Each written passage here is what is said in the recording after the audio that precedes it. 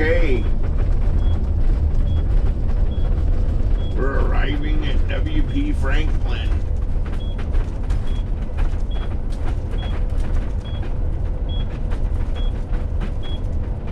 This is a Army Corps of Engineers, and it's also a campground and a marina of sorts.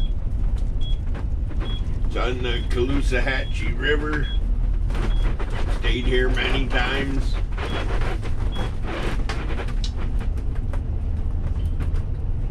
I'll go up here and get checked in. I'm early, so I don't know what's gonna happen. I want to find out soon, though.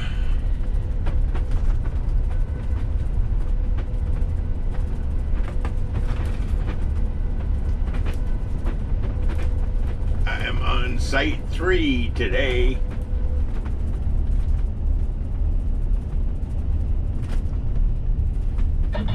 Low-flying trees. Guy that runs this campground's a real nice volunteer.